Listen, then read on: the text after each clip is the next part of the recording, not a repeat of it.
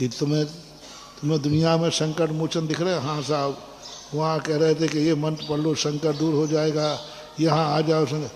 तो जिनेंद्र भगवान कहते हैं माथा फोड़ी क्यों कर रहा है, बोलो ना, जा वहीं चला जा। मैं तेरे लोभ में आकर के झूठ नहीं बोल सकता, मैं तुझे लुभाने के लिए झूठ नहीं बोल सकता। सत्य यही है कि कोई किसी का संकट दूर नहीं कर सकता। तो फिर मैं जाऊंगा वहां, जा, और फिर लौट के आएगा ठग करके। ठगा भी गया और संकट भी दूर नहीं गया। तो भगवान की पीठ पर लिखा रहता हवाई अकल ठिकाने। अच्छी दुकान वाले कभी किसी को दूसरी दुकान की प्रशंसा वो सुनते हुए कहते जाओ ना, कौन मना कर, मैं तुम्हें बुलाने गया था क्या?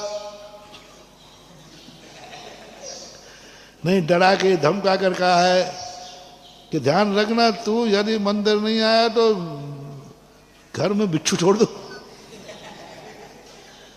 क्या महावीर चाहे थे तो सारे जगत को अपना फॉलोवर बना सकते थे, चाहे थे। उनके पास देवता थे, शक्ति थे। डरा के धमका के देवता से एक कहते ध्यान रखना, जैन धर्म के अलावा किसी के घर में किसी के मुंह से जय जिनेंद्र के अलावा कुछ नहीं निकलना चाहिए।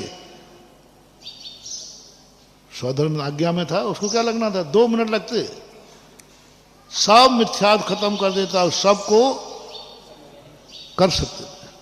भय से कर सकते थे, लोभ से कर सकते थे। महावीर ने कहा नहीं, किसी को भय नहीं दिखाना, किसी को भय दिखाकर लोभ दिखाकर किसी को बुलाना नहीं।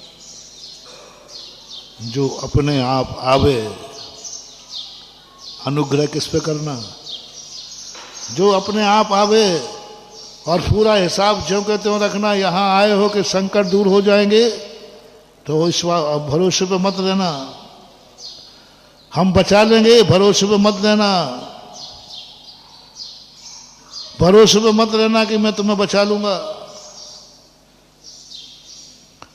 ये भरोसे पे मत रहना कि हमारे लिए महाराज के पास, गुरु के पास जाएंगे, हमारा गुरु बहुत आगे का था।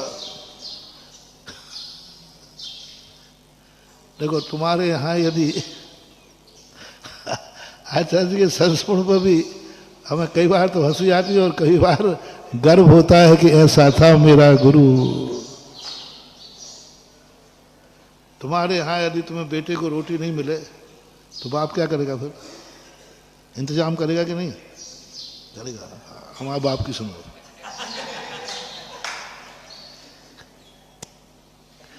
एक बार मुक्तागिरी का विहार हो रहा था, सन 1980 की बात है। हाँ, ब्रह्मचारी लोग थे तो महाराज में एक मंदिर में ब्रह्मचारी लोग बैठे थे। महाराज के बाद वहाँ बुलाने आए तो 2-3 ब्रह्मचारी को कोई बुलाने नहीं आया। तो आचार्य से एरिया पथ करके हम लोग पहाड़ लोग शंकर जा रहे थे। तो बस ब्रह्मचारी बैठे तो आचार्य ने कहा यहाँ कैसे बैठो? तो बोले आहार नहीं गए। क्यों? बोले कोई बुलाने नहीं आया। आचार्य ने ये नहीं कहा, श्रावक खड़े थे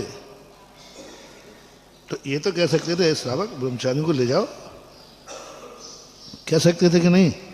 अच्छा, कहना चाहिए कि नहीं कि हमारे गुरु है।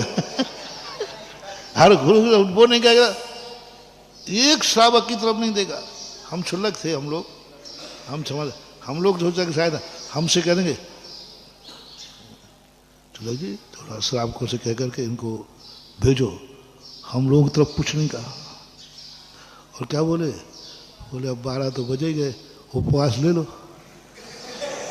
अरे मैंने कहा ये मामला खतरनाक है, ये किसी को बचाने वाला नहीं है। यदि कोई मर रहा होगा तो ये नहीं कहा मैं बचा लूंगा। कहा ठीक है, मर रहा है तो समाधि ले ले। मर रहा है तो थोड़ी दवाई दारू कराओ, थोड़ा कुछ मंत्र तंत्र दो, फूको, पीछे लगाओ। नहीं ये और कह देगा क्या करो, मर रहे हो तो ठीक है, अच्छी तरह मर, समाधि ले ले। इसका नाम है दिगंबर जैन गुरु।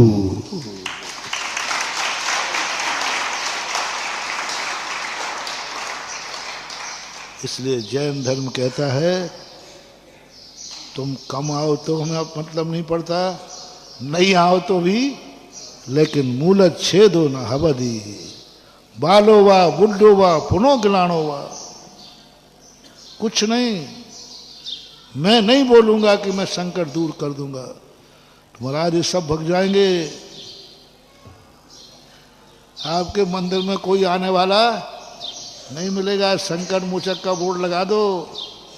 अब कल जो होगा होगा, अभी तो बोल दो हाँ मैं तेरे सब संकट दूर कर दूंगा। भगवान कहते हैं कि तू आए चाहे ना आए, मैं तो झूठ बोलने वाला नहीं हूं। और इसका लाभ दुनिया ने उठाया। यहां आ जाओ वो दूध वाले के समान, मैं संकट दूर करता हूं। धन्य है। और बस मैं एक कला सिखा सकता हूं, संकट को सहन कैसे करना। 22 परिसरों का मैं जो चिंतन में आया, नीचे लिखा इसको सहन कैसे करना। हर परिसर के नीचे एक पंक्ति लिखी उन्होंने, इसको सहन क्या विचार करके करना, कैसा विचार करना, इससे कैसे बचना। 2 विचारधाराएं हुई।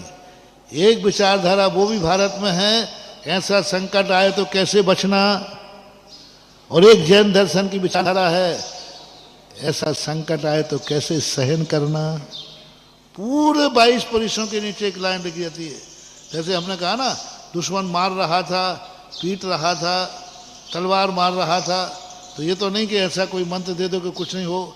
नीचे क्या लिखा, ऐसा सहन करना इस बेचारे की